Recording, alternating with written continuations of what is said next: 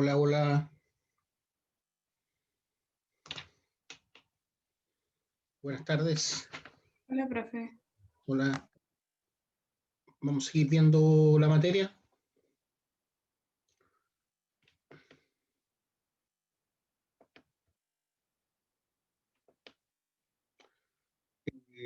Vamos a partir de acá. Habíamos visto esto, pero para hacer un pequeño repaso. Ahí tenemos una imagen de unos cristales de agua. Eh, Dice que los cristales de hielo obtenidos por sublimación. En realidad debería decir desublimación, ¿ya? Desublimación, porque cuando un gas se transforma en sólido se llama desublimación. En cambio, cuando un sólido se transforma en gas, ahí sí se habla de sublimación. Entonces, recordemos lo que es un cristal. Sabemos que todos los minerales cristalizan, por lo tanto, forman una unidad mínima, ¿cierto? Que es la molécula que cristaliza y forma la celda unitaria. Entonces, la unidad básica de todo mineral es la celda unitaria. Y la unidad básica de todo cristal también es la celda unitaria, ¿ya? Que es básicamente cómo se ordena tridimensionalmente la molécula componente de aquel mineral. Por ejemplo, en el caso eh, del silicio, tenemos un átomo de silicio y dos átomos de oxígeno. Y eso es su ordenamiento básico, pero se tiene que cristalizar y va a formar una celda unitaria.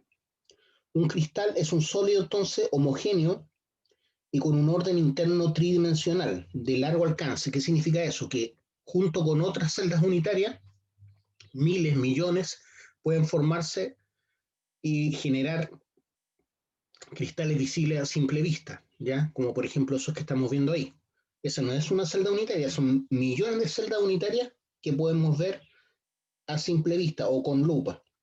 Eso significa que es de largo alcance. Pueden formarse a partir de fundidos, o sea, de líquidos, disoluciones, soluciones líquidas, por ejemplo, como un fluido hidrotermal, que sabemos es la condensación de gases que emanan de un magma que está enfriando, que es capaz de penetrar fracturas que generó el mismo magma al introducirse en la corteza terrestre, y estos fluidos hidrotermales, ¿cierto?, al enfriarse, cristalizan. Generalmente cristalizan como sulfuros de algún metal, ¿ya?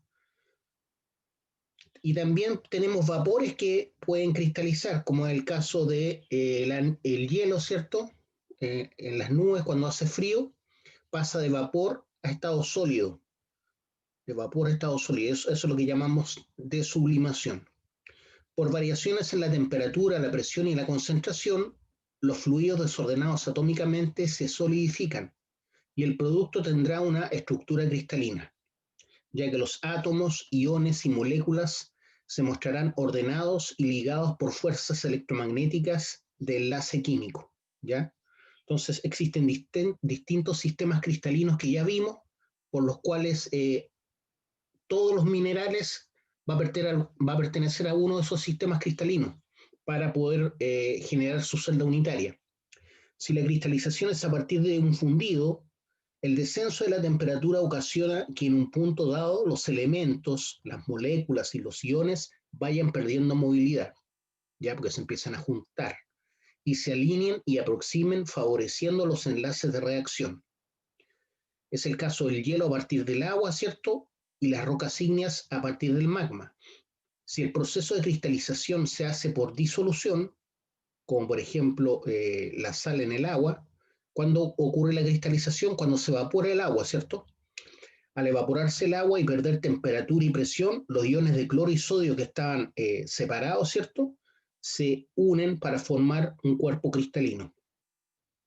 Cuando la cristalización se da por el enfriamiento de un vapor, como en el caso de la nieve, que se forma a partir del vapor de agua, los átomos y las moléculas interactúan aproximándose entre sí hasta alcanzar el estado sólido.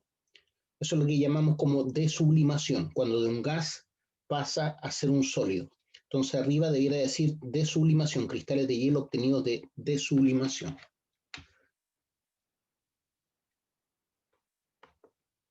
Ahí tenemos un ejemplo de dos estructuras, una estructura cristalina y una estructura amorfa. La cristalina, obviamente, la de la izquierda, porque tiene simetría, ¿cierto?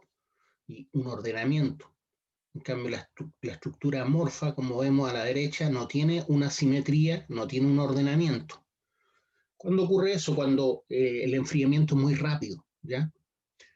Para que la solidificación de los materiales termine con la formación de cristales, es muy importante la velocidad a la que decrece la temperatura.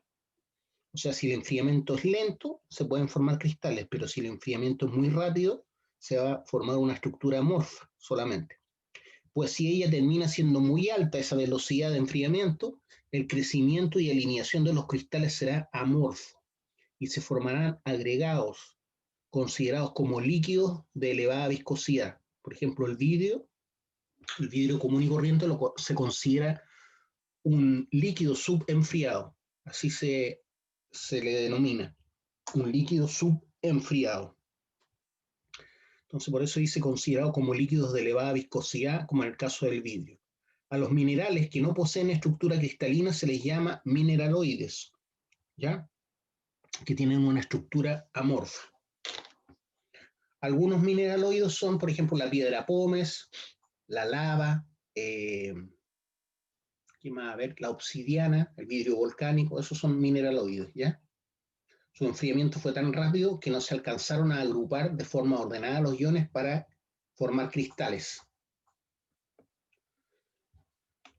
Enlaces, estructuras y aleaciones. Vemos ahí un átomo de sodio y uno de cloro a la izquierda, ¿cierto? Y cómo se unen a partir del intercambio de electrones. Y a la derecha hay dos átomos de cloro, ¿ya? Dos átomos de cloro. La forma atómica del cristal se mantiene por fuerzas de tipo electromagnético. Siempre tiene que ver con cargas positivas o cargas negativas, donde los átomos se unen por su estado electrónico expresado en su último orbital. En el último orbital, los átomos tienden a ceder o a atrapar electrones, ¿ya? Porque están, de alguna forma, no influye tanto el núcleo por la distancia en que están esos electrones. Los enlaces químicos de este tipo pueden ser iónico, covalente y metálico. Además, se presentan algunas estructuras que permiten ciertos estados de transición, como las que se llevan a cabo dentro del carbono y el silicio, ¿ya? Entonces hay distintos tipos de enlaces, algunos más débiles, algunos más fuertes. El enlace iónico. Bueno, a la izquierda tenemos una imagen de una combinación de dos celdas unitarias, aparentemente, ¿ya? Son dos celdas unitarias que están como, eh, o una sola, no estoy seguro si una o dos, ¿ya? Enlace iónico. Por la diferencia de electrones en el último nivel, se da la atracción electrostática entre iones cargados eléctricamente, caso del catión de sodio, ¿cierto? Y el anión de cloro, originando un compuesto cristalino o cloruro de sodio. Interesante porque el sodio es un metal y el cloro es un gas, y un gas venenoso, pero juntos hacen este importante compuesto que es la sal común, cloruro de sodio, que es súper importante para la vida, ¿ya? Si bien exceso de sal es mortal también, por la hipertensión que genera, la sal es súper importante para la vida, no solamente para salar las comidas, sino si nosotros tomáramos agua sin minerales, no viviríamos mucho tiempo. Necesitamos agua con minerales, ¿ya? Obviamente hay gente que sufre de hipertensión y no puede tomar agua con mucho sodio, pero en general el agua que nosotros utilizamos tiene que tener minerales, ¿ya? Porque es lo que permite el intercambio iónico y molecular para que las células puedan recibir lo que necesitan o dejar lo que no necesitan, ¿ya? A través de la sangre. Entonces, por eso es tan importante que el agua que consumamos sea agua mineralizada. Por ejemplo, nosotros no podríamos vivir solamente derritiendo nieve o hielo con esa agua. Obviamente tomamos té o tomamos café y ya estamos mineralizando esa agua, ¿cierto? Enlace covalente. Los átomos comparten electrones del último nivel para alcanzar la estabilidad. En el caso del cloro, dos átomos comparten un par de electrones, ¿ya? Reduciendo su reactividad y haciéndose inertes. Este enlace es mucho más fuerte que el enlace iónico. O sea, ahí estamos hablando de que comparten dos electrones, por eso es más fuerte que el enlace iónico. Enlace metálico, este es más fuerte todavía, es un enlace fuerte donde los átomos interactúan uniendo sus núcleos y nubes electrónicas. Sus núcleos y nubes electrónicas, por eso es que lo hace más fuerte. Los electrones más externos de valencia son de poco control por los núcleos. Es lo mismo que es más fácil separar, ¿cierto?, a Plutón del sistema solar que a Mercurio, ¿cierto?, por la cercanía que está Mercurio del Sol. De igual forma, los átomos que están más alejados del núcleo son más fáciles de separar. Entonces, el enlace metálico es un enlace fuerte donde los átomos interactúan uniendo sus núcleos y nubes electrónicas. Los electrones más externos de valencia son de poco control por los núcleos y por su movilidad. Y por su movilidad, perdón, son conductores de electricidad. Entonces, la electricidad básicamente son electrones moviéndose de un ion a otro rápidamente. Este tipo de enlace se da por elementos metálicos. Entonces, en general, los metales son buenos conductores de la electricidad porque fácilmente entregan sus electrones. Por eso fácilmente se oxidan generalmente también. Enlaces, estructuras, aleaciones. Ahí tenemos tres estructuras, ¿cierto? La estructura de un diamante, del grafito y del carbón. Esta es la del diamante, ¿cierto? Esta es la del grafito y esta es la del carbón, ¿ya? Pero las tres están compuestos por átomos de carbón. No son otra cosa. El ordenamiento es distinto. Aquí tengo el ordenamiento de un diamante, el ordenamiento del grafito y el ordenamiento del carbón coque. Estructura del carbón, entonces. El carbón no se ioniza. Los 4 electrones de su última capa se combinan con un máximo de 4 átomos con los que se comparten electrones en una configuración tetraédrica. De esta manera puede llegar a formar más de 1.000.000 de compuestos. También puede unirse consigo mismo para formar diamante, grafito o carbón vegetal, ¿ya? Pues aquí tengo la estructura de un diamante, del grafito y de un carbón vegetal, ¿ya? El grafito es carbón mineral, pero igual sigue siendo carbón. Estructuras del silicio. El silicio posee una estructura electrónica idéntica a la del carbono, pero prefiere unirse con compuestos distintos, ya que le dan mayor estabilidad, el silicio. Y así es como se forman los silicatos, ¿cierto? Combinándose especialmente con el oxígeno. Si lo hace con el oxígeno, forma un anión de silicato, estable con 4 valencias negativas, que a su vez ligan cationes metálicos. Entonces, muchos silicatos ligan cationes metálicos. Esta estructura de tetraedros individuales es el grupo de silicatos denominado nesosilicatos. Pero esas cargas, la de los 4 electrones, ¿cierto?, sobre el silicio, pueden considerarse sobre los oxígenos. Si se hace que uno de los oxígenos comparta su electrón con el oxígeno de un tetraedro adyacente, el nuevo ion silicatado tendrá 6 electrones disponibles para ligarse con iones metálicos que compensen su carga. Y así como se van formando, ¿cierto?, los distintos minerales, los distintos, desde el punto de vista químico son compuestos, ¿cierto? Desde el punto de vista mineralógico son minerales. Entonces aquí tenemos una mica, la estructura de la mica, la estructura de los anfíboles, la estructura del piroxeno, la estructura del berilio, donde vemos que hay 2 aluminios en el berilio, se combinaron con átomos metálicos. Aquí tengo la benitolita, que tiene titanio en su fórmula. Acá tengo terbelitita,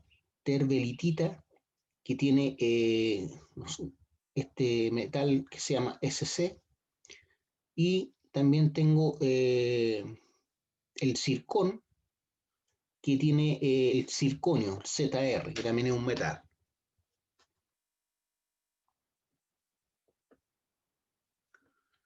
Aleaciones de diferente tipo. Ahora vamos a hablar de aleaciones. Las aleaciones no forman minerales, ¿ya? Son para darle cualidades específicas, por ejemplo, a un acero. Hay acero dulce, acero al carbono, acero al molibdeno, acero al titanio, acero al vanadio, acero al cromo, etcétera. ¿Por qué se combinan con distintos elementos? Para darle cualidades distintas.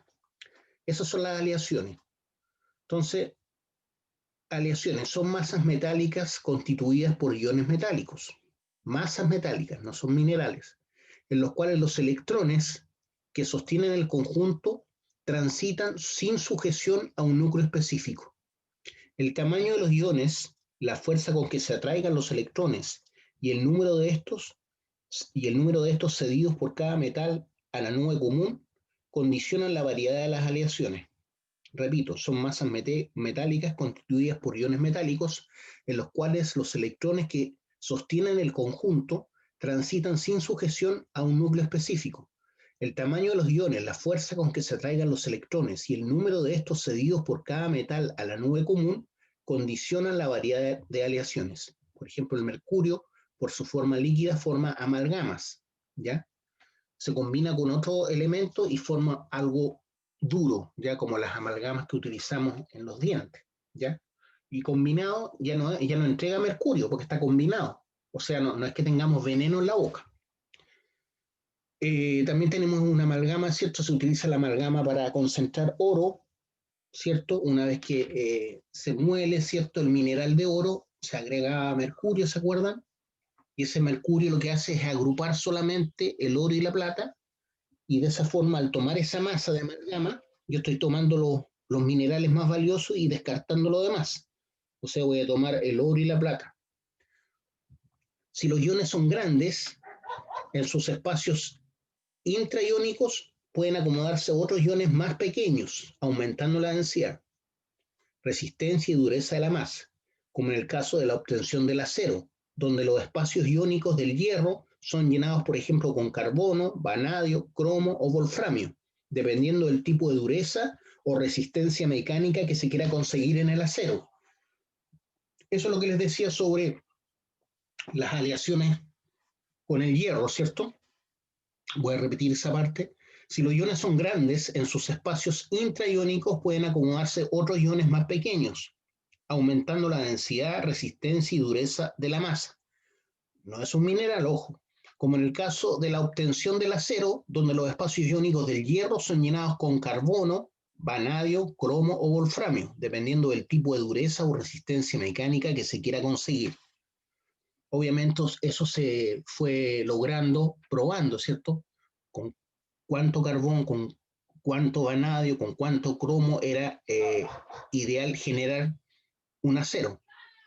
Si lo que se quiere obtener es una aleación que sea mala conductora de la electricidad, se buscarán metales donde el uno tenga un mayor control de los electrones de valencia que el otro, donde el uno tenga un mayor control de los electrones de valencia que el otro, de manera que su movilidad se reduzca. Es el caso, por ejemplo, del estaño y el magnesio, ya que son malos conductores de la electricidad. También pasa con el plomo, que es un metal y es un mal conductor de la electricidad. Propiedades físicas de los minerales. Ya, esto es súper importante, conocer las propiedades de los minerales, porque eso es lo que nos permite reconocer. Porque hay minerales que se parecen mucho. Ya, por ejemplo, el cinabrio con la hematita. Hay muchos minerales con brillo metálico, color plateado, que se parecen mucho. Entonces, para identificarlo necesito conocer las propiedades que los caracterizan. Las propiedades físicas pueden ser generales o específicas, ¿ya? Las generales son, los minerales internamente son de estructura cristalina, eso ya lo sabemos, y externamente se pueden expresar con variación en el número y tamaño de sus caras, cuando estamos viendo el cristal, ¿cierto? Las específicas son, por ejemplo, el crucero o clivaje, que es la misma propiedad, la fractura, la dureza, la tenacidad que tiene el mineral, el peso específico y propiedades ópticas, ¿ya? Como que sea transparente, translúcido, color, brillo y propiedades electromagnéticas también. Entonces tenemos propiedades generales y propiedades específicas. Estamos viendo solamente las propiedades físicas por el momento. Arriba tengo una mica, se ve que es fácilmente exfoliable, se puede separar por capas, ¿cierto? ¿Por qué? Porque los enlaces que unen esos distintos planos, ¿cierto?, de mica, son más débiles que la mica misma, ¿cierto? Hay otro concepto que se llama partición y otro concepto que se llama fractura. Entonces, veamos respecto al crucero o clivaje. Cuando por efectos de la presión un mineral se separa en planos de posición con una geometría definida, si la estructura es laminar, como en el caso de la mica, se denomina exfoliación. ¿Entendieron? Cuando por efectos de la presión un mineral se separa en planos de posición con una geometría definida, si la estructura es laminar, como en el caso de la mica, se denomina exfoliación. Pero si es en cubos o prismas, como la magnetita, se llama partición. Según el grado puede ser perfecto, la partición o la exfoliación, bueno o imperfecto. La mica y el cinabrio tienen exfoliación perfecta, por ejemplo, pero el berilio y el apatito la tienen menos definida y la anhidrita no presenta exfoliación. La magnetita muestra partición octaédrica, como podemos ver ahí en la imagen. O sea, si lo golpeo o lo presiono se va a tender a romper formando estos cristales octaédricos. El piroxeno, básica. El corindón, romboédrica. Y la calcopirita, que generalmente se presenta en masas, puede presentarse en cristales que parecen tetraedros. ¿Ya? ¿Qué es lo que es la fractura? Es el carácter de la superficie de rompimiento que muestra un mineral diferente a los anteriores. Según el tipo de superficie, la fractura puede ser concoidea, o sea, forma especies de, eh, ¿cómo se dice?, conchuelas con la forma de concha, como el vidrio, que cuando uno lo quiebra, ¿cierto?, de un golpecito se tiende a formar como una curvatura en ese quiebre. La pirita y el cuarzo también tienen el mismo tipo de fractura, eh, o puede ser fibrosa o astillosa como la plata, o el hierro y el cobre nativo. Puede ser ganchuda, o sea que la fractura se tiende a formar como una dentadura, como dientes. Puede ser desigual, como en el caso del oro nativo. ¿Ya? Todos esos tipos de fractura hay. Voy a repetir la última parte. Es el carácter de la superficie de rompimiento que muestra un mineral diferente a los anteriores, o sea, al clivaje, la partición o la exfoliación. Según el tipo de superficie, la fractura puede ser concoidea, tipo concha, así como son las conchas, como el vidrio, la pirita y el cuarzo, fibrosa o formando como astillas, como la plata, el hierro y cobre nativo, ganchuda o dentada, irregular o desigual, como el oro nativo, el oro nativo. Entonces, la fractura del oro nativo, ¿cierto? Que ya tengo una imagen acá arriba, es irregular, ¿ya?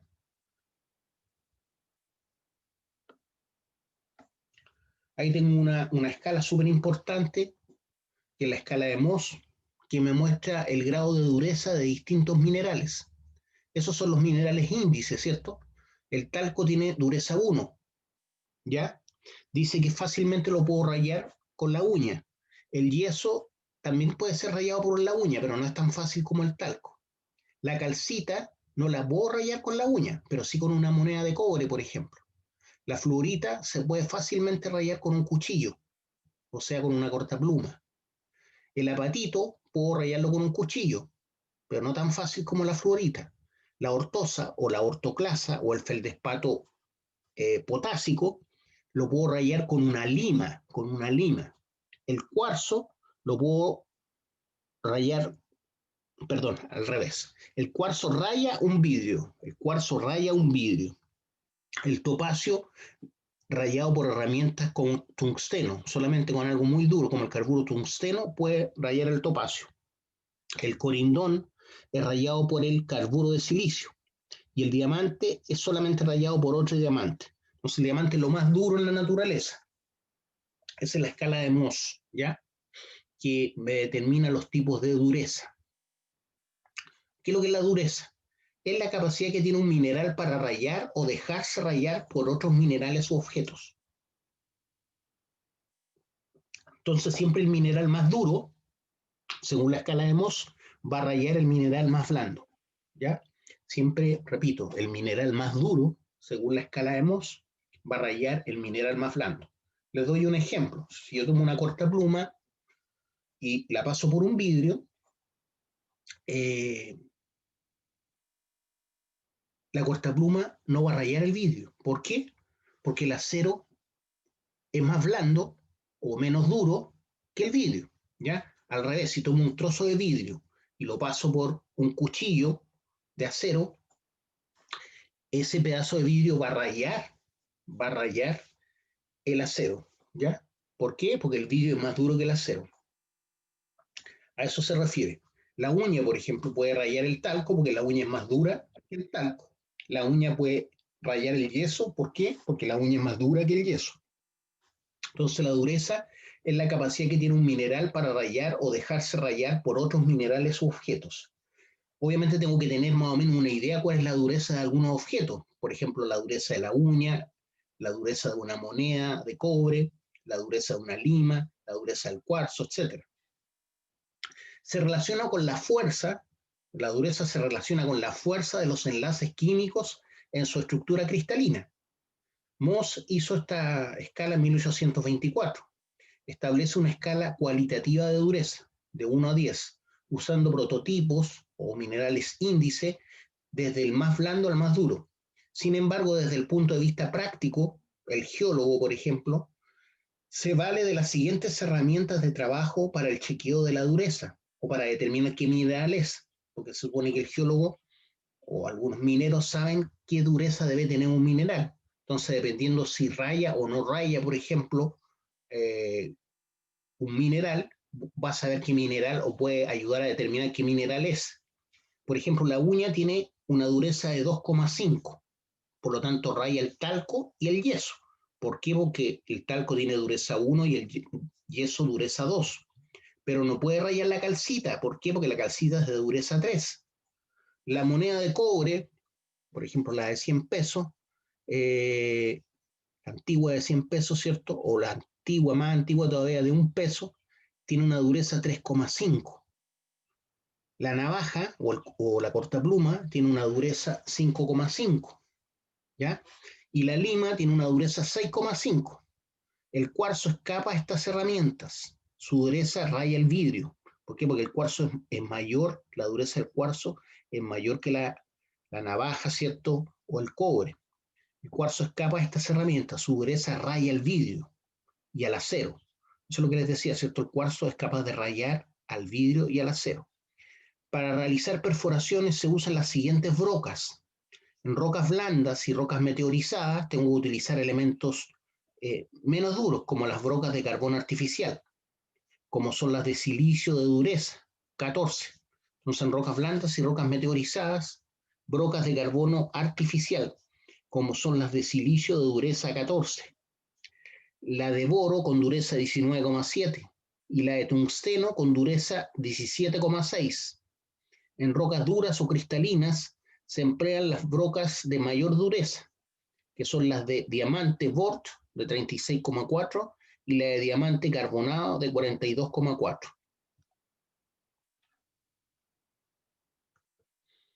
Perdón. Ya. Hay otras propiedades físicas como es la tenacidad y el peso específico. Estamos viendo propiedades físicas. La tenacidad, ¿qué es lo que es? Es la resistencia del mineral a diferentes tipos de esfuerzos. O sea, cuánto es capaz de soportar un mineral esfuerzos, como la compresión, por ejemplo. Si se deja romper, desgarrar, moler o doblar. Las clases de tenacidad son, o sea, dentro de lo que es la tenacidad podemos decir que algo es frágil, si se rompe fácilmente, ¿ya? Por eso dice, las clases de tenacidad son frágil si se rompe, como la calaverita, la margarita y la pirita. ¿Por qué? Porque generalmente las cosas más duras son frágiles. Maleable si se pueden hacer láminas con ese mineral, como por ejemplo el cobre. Si el cobre lo empiezo a machacar, voy a poder hacer láminas con él. Lo mismo con la plata y el platino. Séptil si se deja rebanar. O sea, si yo puedo cortar una rebanada de un mineral, por ejemplo, de la galena, que es un mineral de plomo, como la acantita y el bismuto, ¿ya? Séptil, que se puede rebanar, así como cuando uno corta un queso, ¿cierto? Dúctil, si puedo hacer hilos con él. Entonces, la tenacidad dúctil es que si puedo hacer hilos con él, estirándolo. Con el oro y el cobre puedo hacer hilos. Flexible, si se deja doblar, como el grafito y la molibdenita. Y elástica, si se recupera su forma después de un esfuerzo. El titanio tiene esa característica, ¿cierto? Y elástica si se recupera su forma después de un esfuerzo, después de tensionarla, por ejemplo, o comprimirla, que recupere su forma original, como la moscovita, la flogopita y la biotita. Son entonces minerales elásticos. Y ahí estamos hablando, todo esto es tenacidad. Entonces podemos decir que es frágil, podemos decir que es maleable, podemos decir que es dúctil, sextil, flexible, ¿cierto? Y también eso, flexible. Y elástico, perdón. Elástico. Peso específico. Es el peso de la muestra sobre el peso de agua a 4 grados Celsius. ¿Cuántas veces es más denso, ¿cierto? Que el agua respecto a un mismo volumen. Es el peso de la muestra sobre el peso de agua a 4 grados Celsius. Entonces se considera, por ejemplo, la densidad del agua 1, y de acuerdo a eso uno puede decir si un peso específico es mayor o menor que el agua. Cuando de ambas sustancias se contrastan volúmenes iguales, es el peso de la muestra sobre el peso del agua a 4 grados Celsius cuando de ambas sustancias se contrastan volúmenes iguales. Dicho valor depende de dos parámetros, de la clase de átomos y la estructura cristalina. De la clase de átomos y la estructura cristalina. Perdón, se me va muy rápido esto. Ya. Diafanidad y brillo de los minerales. Diafanidad y brillo de los minerales. Estamos hablando de propiedades ópticas ahora. Acá arriba hay un diamante, acá hay baritina y acá hay galena. ¿Ya? ¿Qué es lo que es la diafanidad? Propiedades ópticas. Dependen de la manera como la luz se refleja o refracta de los minerales. Depende de la manera como la luz se refleja o refracta en los minerales, de acuerdo con la estructura y composición del mineral, obviamente. Por ejemplo, la diafanidad. Si la luz se refracta coherentemente, el mineral será transparente, como en el caso del diamante, y el espato de Islandia, otro mineral. Si lo hace de manera incoherente, entonces va a ser translúcido. O sea, va a pasar la luz, pero yo no puedo leer a través, por ejemplo, de un mineral con diafanidad incoherente, ¿ya? Solamente deja pasar la luz, pero no de forma ordenada, como si lo hace coherentemente un diamante. Si lo hace de manera incoherente, será solamente translúcido, como la baritina. Deja pasar la luz, pero no puedo leer algo a través de él.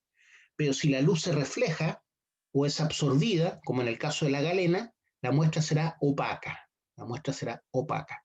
Ya la galena lo único que hace es reflejar luz o absorbe la luz, ¿ya? Dependiendo del color. Cuando se dice, cuando algo es negro, es porque absorbe todas las luces, ¿cierto? Todas las radiaciones electromagnéticas son absorbidas por esa cosa que es negra. ¿Ya? La materia con que está hecho algo negro hace que absorba toda la luz. Por eso cuando andamos con poleras negras o andamos en un auto negro en verano, hace más calor, porque todo el espectro de la luz es absorbida, ¿cierto?, por la materia con que fue pintado ese auto, que lo vemos negro, justamente lo vemos negro porque no refleja luz. Brillo. ¿Qué es lo que es el brillo? Es el grado de reflexión que experimenta la luz en los cuerpos opacos. Es el grado de reflexión que experimenta la luz en los cuerpos opacos. Si la reflexión es coherente, la superficie de rebote es pulida. Pulida. El brillo será máximo cuando el brillo es metálico. El brillo es máximo cuando el brillo es metálico. ¿Ya? Si la reflexión es incoherente, la superficie de rebote es rugosa. O sea que los rayos no rebotan en la misma dirección en que chocan, sino que se refractan en distintas direcciones. O sea, ya hablamos de una superficie rugosa. Si la reflexión es incoherente, la superficie de rebote es rugosa. Como por ejemplo, algún mineral como la limonita. La limonita, por ejemplo, es de brillo terroso, brillo terroso. El brillo será nulo, por ejemplo, y hablamos de que es mate, de brillo mate. Por ejemplo, existe el negro brilloso, ¿cierto? Y el negro mate. Y eso tiene que ver con la característica de esa pintura, si refleja coherentemente o incoherentemente. Si incoherentemente, vamos a ver entonces una superficie mate.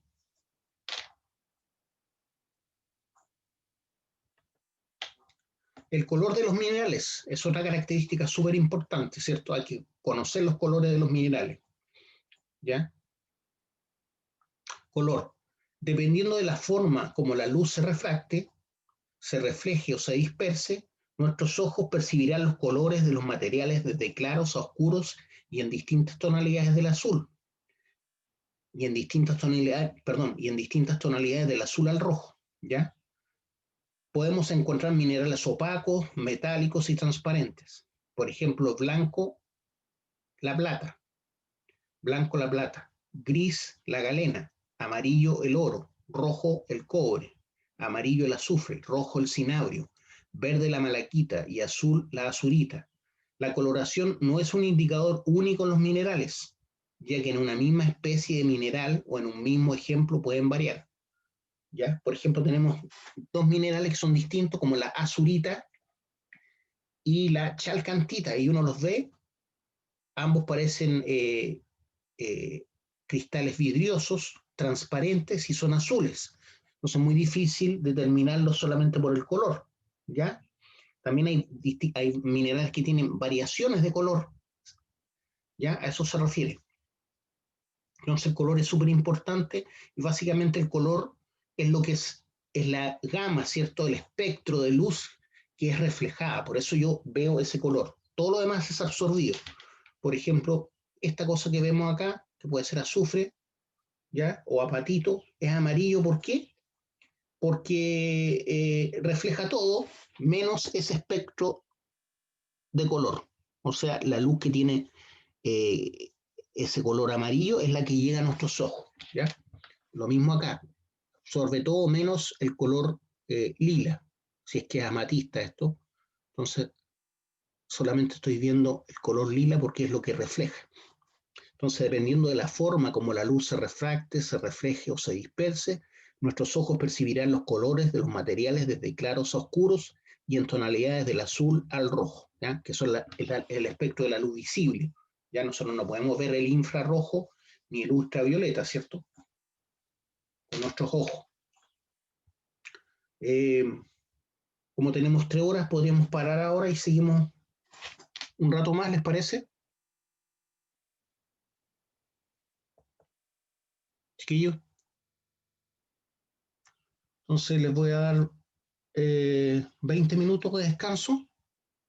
Entonces aprovecho de tomar algún líquido y seguimos en 20 minutos más en el mismo link, ¿ya? En 20 minutos más. Lo estamos viendo.